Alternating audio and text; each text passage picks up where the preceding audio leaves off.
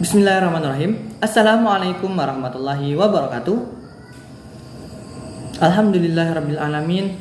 Salatu wassalamu ala asrafil anbiya wal mursalin sayyidina wa maulana Muhammadin wa ala alihi wa sahbihi wa barik wasallim ajmain, amma ba'du.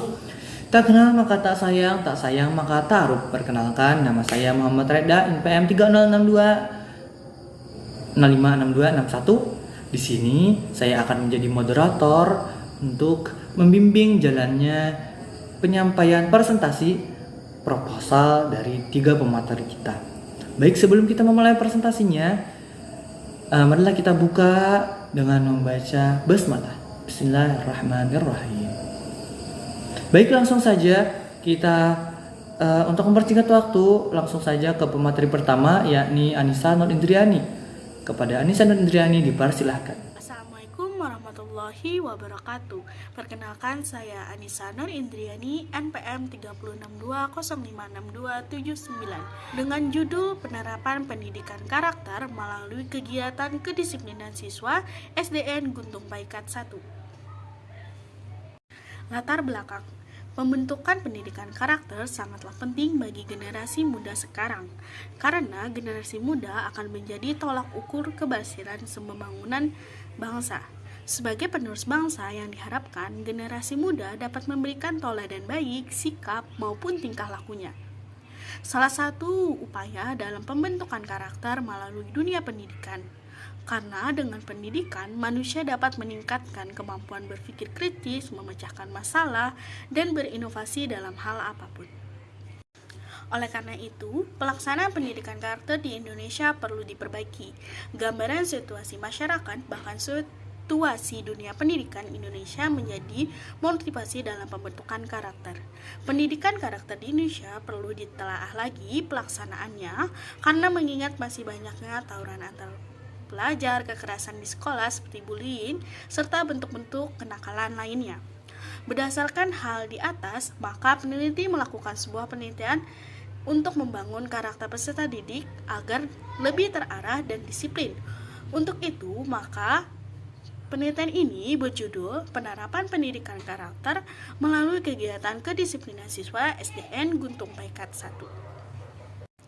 Rumusan masalah dalam penelitian ini, yang pertama, bagaimana pelaksanaan penerapan pendidikan karakter melalui kegiatan kedisiplinan siswa SDN Guntung Paikat 1. Yang kedua, faktor penghambat dan pendukung dari pelaksanaan penerapan pendidikan karakter melalui kegiatan kedisiplinan siswa SDN Guntung Paikat 1. Tujuan penelitian ini, yang pertama, untuk mengetahui pelaksanaan penerapan pendidikan karakter melalui kegiatan disiplin siswa SDN Guntung Paikat 1. Yang kedua, untuk mengetahui faktor penghambat dan pendukung dari penerapan pendidikan karakter melalui kegiatan disiplin siswa di SDN Guntung Paikat 1. Manfaat penelitian. Manfaat penelitian terbagi menjadi 3. Yang pertama, bagi guru, bagi sekolah, dan juga bagi peneliti. Bagi guru dapat menerapkan kegiatan pendidikan karakter ini melalui kegiatan kedisiplinan.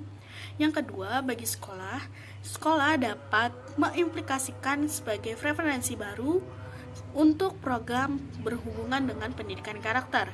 Bagi peneliti sendiri, peneliti dapat menjadikan sebagai referensi ketika masuk dalam dunia pendidikan.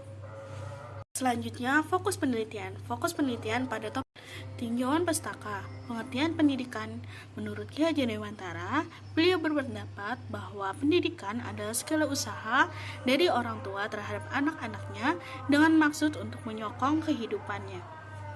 Yang kedua, pengertian karakter. Berpijak pada pengertian karakter menurut Kamus Besar Bahasa Indonesia, bahwa karakter merupakan sifat-sifat kejiwaan atau akhlak atau budi pekerti yang membedakan seseorang dengan yang lain. Jadi, pendapat di atas dapat disimpulkan bahwa pendidikan karakter adalah usaha menambahkan kebiasaan yang baik, mampu bersikap dan bertindak berdasarkan nilai-nilai yang telah menjadi kepribadian. Kegiatan kedisiplinan adalah sebuah contoh perilaku yang dapat diterapkan di lingkungan sekolah, lingkungan rumah, atau lingkungan masyarakat. Nah, kegiatan kedisiplinan ini bertujuan untuk membentuk sikap perilaku seorang sesuai yang diharapkannya. Nah, berikut ini adalah contoh-contoh perilaku kedisiplinan yang ada di sekolah. Yang pertama, hadir kegiatan pembelajaran. Yang kedua, memakai atribut sekolah secara lengkap. Yang ketiga, mengerjakan tugas atau PR. Yang keempat, mengikuti upacara dengan hikmat. Yang kelima, melakukan kegiatan pembelajaran dengan baik. Selanjutnya, metode penelitian. Dalam penelitian ini menggunakan pendekatan kualitatif dengan metode studi kasus. Studi kasus adalah metode dalam mengetahui dan memahami seseorang menggunakan karakter inklusif dan penyeluruhan atau biasa disebut dengan pengumpulan data. Instrumen penelitian pada penelitian ini yang pertama ada metode observasi, yang kedua metode wawancara, yang ketiga adalah metode dokumentasi. Nah, teknik analisis data pada penelitian ini, analisis data dalam penelitian kualitatif dilakukan pada saat pengumpulan data berlangsung dan setelah selesai pengumpulan data dalam periode tertentu. Analisis data merupakan proses pengorganisasikan dan pengurutan data ke dalam pola, kategori, atau satuan uraian dasar sehingga dapat ditentukan tema dan juga dapat dirumuskan hipotesis kerja yang seperti yang disarankan oleh data. Nah, itu tadi hasil pemaparan proposal saya. Sekian, terima kasih. Baik, karena pemaparan presentasi tentang proposal dari Anissa dan Indri sudah selesai, maka selanjutnya silahkan kepada Desi Wahyunita untuk memaparkan hasil dari proposal yang sudah dibuatnya. Kepada Desi Wahyunita dipersilahkan. Assalamualaikum warahmatullahi wabarakatuh. Perkenalkan, nama saya Desi Wahyunita dengan NPM 30620566188 dari program Studi Pendidikan Guru Sekolah Dasar kelas Banjarbaru. Dan sekarang saya sedang menempuh pendidikan di STPIP PGRI Banjarmasin. Baik, di sini saya ingin menyelesaikan tugas dari Ibu Isna Kasmilawati pada mata kuliah Seminar Keilmuan SD. Di sini saya akan memaparkan tentang pembahasan penelitian saya yang berjudul Penerapan Metode Karya Wisata terhadap hasil belajar siswa pada mata pelajaran IPA kelas 5 SD Negeri Kunyit 1. Kemudian untuk latar belakangnya, itu adalah metode mengajar adalah strategi yang digunakan untuk mencapai tujuan dari suatu proses belajar mengajar. Akan tetapi, pemilihan metode pembelajaran yang tepatlah yang nantinya akan mengarah kepada tujuan pembelajaran, sehingga proses belajar mengajar di kelas menjadi efektif dan efisien. Oleh sebab itu, guru harus bisa memilih apa metode yang tepat digunakan untuk menyampaikan materi sehingga mempermudah siswa dalam memahami materi yang guru sampaikan. Berdasarkan hasil observasi yang dilakukan peneliti pada siswa kelas 5 di SDN 1 Kunyit, kegiatan pembelajaran didapatkan bahwa adanya kesulitan belajar yang dirasakan siswa pada pembelajaran IPA sehingga berpengaruh terhadap hasil belajar mereka. Ada beberapa siswa juga yang tidak memperhatikan penjelasan dari guru, tidak menjawab pertanyaan dari guru, saling mengobrol antar teman, dan kurangnya rasa percaya diri dalam mengerjakan tugas yang diberikan oleh guru. Berdasarkan permasalahan penelitian yang disebutkan di atas, maka peneliti membatasi permasalahan penelitian ini dan mengajukan penelitian dengan judul Penerapan Metode Karya Wisata terhadap hasil belajar siswa pada mata pelajaran IPA kelas 5 SD Negeri Kunyit 1. Baik, jadi permasalahan yang saya angkat dari penelitian ini adalah karena kurangnya hasil belajar siswa pada pembelajaran IPA, khususnya pada materi fotosintesis kelas 5 di SDN 1 Kunyit. Kemudian adanya kendala penerapan metode karya wisata pada pembelajaran IPA materi fotosintesis kelas 5 SDN 1 Kunyit. Nah, kemudian ada tujuan penelitian, di mana pada penelitian ini bertujuan untuk yang pertama untuk menganalisis dan mendeskripsikan perbedaan hasil belajar yang signifikan antara siswa yang mendapatkan pembelajaran penggunaan metode karya wisata dengan siswa yang mendapatkan pembelajaran tanpa menggunakan metode karya wisata pada materi fotosintesis.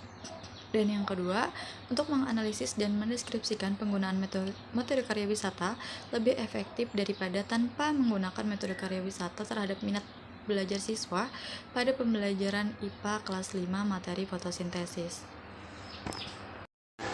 Kemudian yang selanjutnya ada fokus penelitian. Jadi, fokus penelitian pada penelitian ini adalah yang pertama untuk mengidentifikasi penerapan penggunaan metode karya wisata terhadap pembelajaran IPA di kelas 5 SDN 1 Kunyit Kabupaten Tanah Laut. Untuk yang kedua yaitu identifikasi kendala penggunaan metode karya wisata terhadap pembelajaran IPA di kelas 5 SDN 1 Kunyit Kabupaten Tanah Laut. Yang selanjutnya ada manfaat penelitian. Jadi pada penelitian ini terdapat dua manfaat, yaitu yang pertama ada manfaat teoritis dan yang kedua ada manfaat praktis. Untuk manfaat teoritis sendiri yaitu dengan adanya penelitian ini diharapkan dapat memberikan sumbangan informasi tentang keefektifan metode karya wisata terhadap hasil belajar siswa pada mata pelajaran IPA kelas 5 SDN Negeri 1 Kunyit. Untuk manfaat yang kedua yaitu manfaat praktis yang untuk guru, yaitu untuk dapat melaksanakan kegiatan pembelajaran secara optimal dengan menggunakan metode pembelajaran dan menambah wawasan serta pengalaman tentang metode karya wisata. Selanjutnya ada teori. Jadi ada 6 teori yang akan dibahas dalam penelitian ini, yaitu tentang yang pertama tentang pengertian metode karya wisata, yang kedua tentang kelebihan dan kekurangan metode karya wisata, yang ketiga tentang langkah-langkah pembelajaran metode karya wisata, yang keempat ada membahas tentang pengertian IPA, yang kelima ada membahas pengertian pembelajaran IPA di SD, dan yang terakhir atau yang keenam yaitu membahas mengenai hasil belajar. Selanjutnya ada metode penelitian. Jadi dalam penelitian ini peneliti menggunakan penelitian kualitatif dengan pendekatan deskriptif kualitatif yang bertujuan untuk mendeskripsikan dan mengetahui penerapan metode karya wisata terhadap hasil belajar siswa pada pembelajaran IPA di SDN 1 Kunyit. Kemudian ada prosedur pengumpulan data. Jadi dalam penelitian ini prosedur pengumpulan data yang digunakan diantaranya ada observasi, wawancara, dan dokumentasi. Nah, jadi untuk observasi, yaitu melihat secara langsung keadaan atau situasi di kelas 5 SDN 1 Kunyit. Kemudian untuk wawancara, yaitu melakukan percakapan langsung kepada guru kelas di SDN 1 Kunyit. Kemudian yang untuk dokumentasi, yaitu cara yang digunakan untuk memperoleh data ataupun informasi dalam bentuk buku, arsip, dan lain-lain. Kemudian ada teknik analisis data. Jadi teknik analisis yang digunakan dalam penelitian ini adalah menggunakan teknik analisis milik Mills and Haberman dalam TALIP, yaitu berupa data reduction, display data, dan conclusion drawing. Jadi untuk data reduction itu yaitu merangkum hal-hal yang dianggap penting dalam penelitian. Yang kedua itu ada display data, yaitu menyajikan data yang telah diambil bisa dalam bentuk uraian yang singkat. Kemudian untuk conclusion drawing atau penarikan kesimpulan, yaitu penarikan kesimpulan yang disesuaikan dalam penelitian sesuai bukti-bukti yang diperoleh di dalam melakukan penelitian atau di lapangan. Mungkin itu saja pemaparan pembahasan mengenai penelitian saya. Apabila ada kekurangan atau kesalahan saya mohon maaf. Saya kembalikan kepada moderator. Baik, karena presentasi dari Desi Wahyunita sudah berakhir, maka kita lanjut ke presentasi pemaparan proposal yang terakhir, yakni dari Nur Aini Sri Rahayu Safitriningsih. Kepada Nur Aini, dipersilahkan. Baiklah, terima kasih kepada moderator yang sudah mempersilahkan saya untuk memaparkan seminar pada hari ini. Sebelumnya, perkenalkan dulu nama saya Nur Aini Sri Rahayu Safitriningsih dengan NPM 306-2056211, Program Studi Pendidikan Guru Sekolah Dasar dari kelas 2608 Banjarbaru. Pada kesempatan kali ini saya akan memaparkan seminar saya, yaitu yang berjudul Analisis Faktor Penyebab Kesulitan Belajar IPA Materi Perubahan Lingkungan kelas 4 SDN Bluru 2.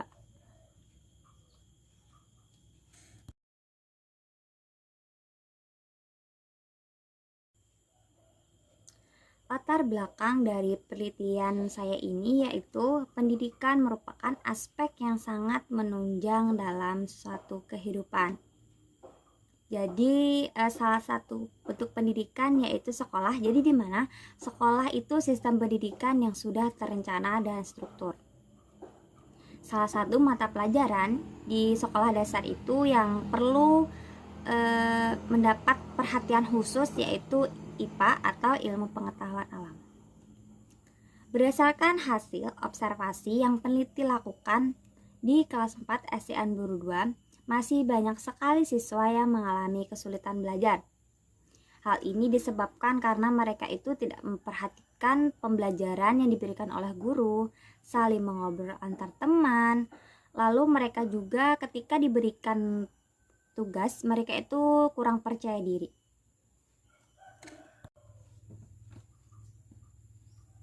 Untuk masalah pada penelitian saya ini, yang pertama itu kesulitan belajar pada materi perubahan lingkungan siswa kelas 4 SDN Bluru 2 dan faktor-faktor yang mempengaruhi penyebab kesulitan belajar IPA pada materi perubahan lingkungan siswa kelas 4 SDN Bluru 2. Untuk fokus penelitian saya kali ini yaitu yang pertama, identifikasi kesulitan-kesulitan belajar pada materi perubahan lingkungan siswa kelas 4 SDN Bluru 2, dan yang kedua, identifikasi faktor-faktor penyebab kesulitan belajar pada materi perubahan lingkungan siswa kelas 4 SDN Bluru 2. Tujuan penelitian saya ini yaitu yang pertama, untuk mendeskripsikan kesulitan-kesulitan belajar pada materi perubahan lingkungan siswa kelas 4 SDN Bluru 2, dan tujuan yang kedua yaitu untuk mendeskripsikan faktor-faktor penyebab kesulitan belajar pada materi perubahan lingkungan kelas 4 SDN Bluru 2. Manfaat dari penelitian saya ini yaitu ada dua. Ada manfaat teoritis dan ada juga manfaat praktis. Untuk manfaat teoritisnya yaitu harapan saya sebagai peneliti yaitu penelitian ini dapat menambah pengetahuan khususnya pada mata pelajar IPA yaitu pada materi perubahan lingkungan yang ada di kelas 4.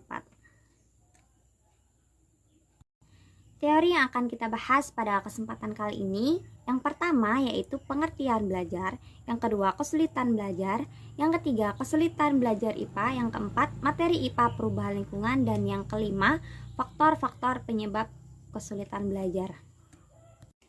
Baiklah, untuk teori yang pertama kita akan bahas mengenai pengertian belajar.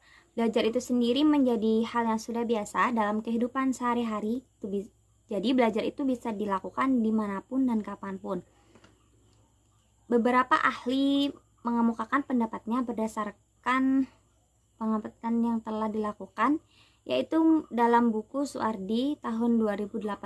Yang pertama itu pendapat dari Suyono dan Haryanto tahun 2014 yang mengatakan bahwa belajar itu merujuk kepada suatu proses perubahan perilaku atau pribadi atau perubahan struktur kognitif seseorang berdasarkan praktik atau pengalaman tertentu dari hasil interaktif aktifnya dengan lingkungan dan sumber-sumber pembelajaran yang ada di sekitarnya. Jadi berdasarkan pendapat ahli tersebut dapat disimpulkan bahwa belajar adalah perubahan tingkah laku sebagai hasil dari pengalaman atau latihan dalam proses belajar.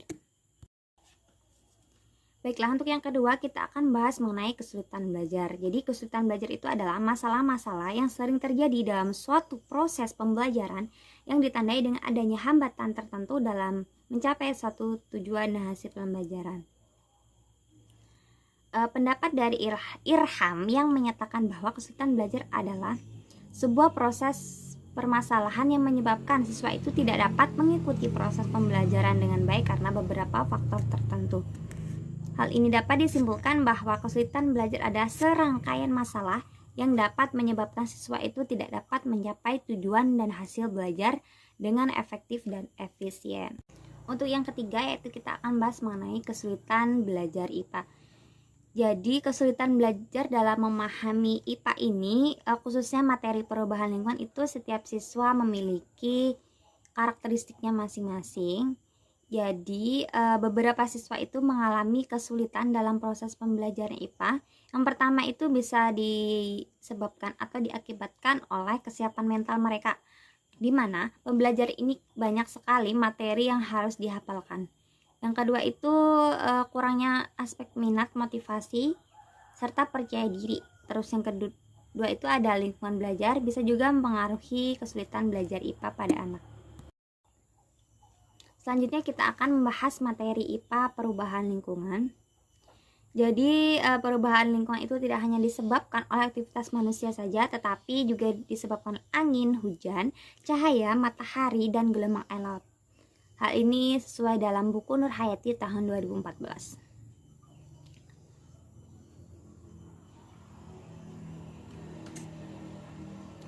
Jadi ada beberapa penyebab dari perubahan lingkungan, yaitu yang pertama angin. Angin yaitu udara yang bergerak dari tekanan tinggi ke tekanan rendah. Hal lain yang menyebabkan yaitu hujan. Jadi hujan itu proses terjadinya air di daratan, yaitu sungai, laut, dan danau yang mengalami penguapan sehingga membentuk awan, kemudian awan menjadi tebal sehingga berwarna hitam, lalu mengembunan. Embunan itulah yang menyebabkan terjadinya hujan. Selanjutnya itu adalah matahari. Sinar matahari itu sangat bermanfaat untuk membantu proses fotosintesis, tapi kerugiannya itu dapat menimbulkan kebakaran, iritasi kulit, dan lain sebagainya. Yang keempat yaitu ada gelombang laut. Jadi gelombang laut itu terjadi karena adanya ombak yang disebabkan oleh tiupan angin. Yang kelima kita akan bahas mengenai faktor-faktor kesulitan belajar IPA. Jadi dilansir dalam buku Amelia dan Setiawan pada tahun 2020, menurut pendapat Slamet dan Purwanti tahun 2018, ada dua faktor yang menyebabkan anak itu mengalami kesulitan belajar IPA. Yang pertama itu faktor internal dan yang kedua itu faktor eksternal. Jadi faktor internal ini adalah faktor yang berasal dari dalam diri siswa itu sendiri. Yang pertama itu adalah faktor psikologis. Yang kedua itu ada juga faktor kelelahan. Sedangkan faktor eksternal yaitu faktor yang berasal dari luar diri dari peserta didik. Itu bisa dari faktor keluarga, faktor sekolah, dan faktor masyarakat. Untuk metode penelitian, pada penelitian saya kali ini pendekatannya itu menggunakan pendekatan kualitatif dengan jenis penelitian deskripsi. Jadi penelitian ini itu berupaya untuk mendeskripsikan dan mengetahui kesulitan belajar IPA pada materi perubahan lingkungan siswa kelas 4 SDN Guru 2. Jadi untuk prosedur pengumpulan data pada penelitian saya ini yaitu ada 3. Yang pertama wawancara, yang kedua observasi, dan yang ketiga itu ada dokumentasi. Wawancara pada penelitian saya ini yaitu ditujukan kepada guru IPA dan siswa yang ada di kelas 4 SDN Guru 2. Wawancara ini menggunakan wawancara struktur sehingga memberikan kemudahan dalam melakukan wawancara. Yang kedua itu ada observasi.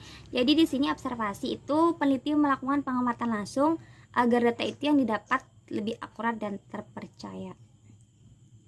Yang ketiga itu ada dokumentasi. Jadi dokumentasi ini didapatkan dari beberapa catatan atau laporan historis yang pernah dilakukan peneliti lain di SDN Guru 2. Selanjutnya ada teknik analisis data. Jadi teknik analisis data dalam penelitian ini menggunakan teori Mills dan Habermas pada tahun 1994. Yang pertama itu ada pengumpulan data, yang kedua reduksi data, yang ketiga penyajian data, dan yang keempat itu penarikan kesimpulan.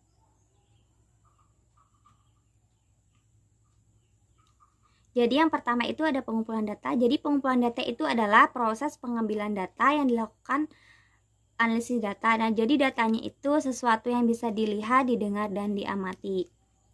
Pengumpulan datanya yaitu berdasarkan hasil wawancara, observasi, dan dokumentasi. Yang kedua itu ada proses reduksi data. Nah, jadi di sini setelah data dikumpulkan, lalu data itu dipilih dan dipusatkan secara sederhana, diabstrakkan, ditransformasi dengan catatan-catatan yang sesuai dalam studi lapangan tadi. Setelah direduksi data, setelah dipilih data, kita selanjutnya itu menyajikan data atau penyajian data. Jadi kegiatan ini tuh mengumpulkan informasi yang disusun tadi pada reduksi data. Nah, nantinya bisa diambil tindakan. Yang terakhir itu ada pengambilan kesimpulan. Jadi kesimpulan di sini, peneliti itu berusaha menarik kesimpulan dari beberapa deskripsi atau gambaran langkah sebelumnya yang berhubungan dengan penelitian yang dilakukan sehingga didapatkan suatu hubungan interaktif teori maupun hipotesis. Baiklah, mungkin itu saja presentasi seminar proposal saya pada kali ini. Terima kasih, saya kembalikan ke moderator. Nah, alhamdulillah kita sudah mendengarkan hasil dari proposal yang sudah pemateri buat, peneliti buat. Di sini ada 3 peneliti tadi. Mungkin itu saja presentasi kali ini. Saya mohon maaf apabila ada salah-salah kata. Sesungguhnya kelebihan-kelebihan yang ada pada diri saya hanyalah kelebihan dari Allah Subhanahu wa taala, dan kekurangan itu dari diri saya pribadi. Kita tutup dengan membaca hamdalah. Alhamdulillah rabbil alamin. Wassalamualaikum warahmatullahi wabarakatuh.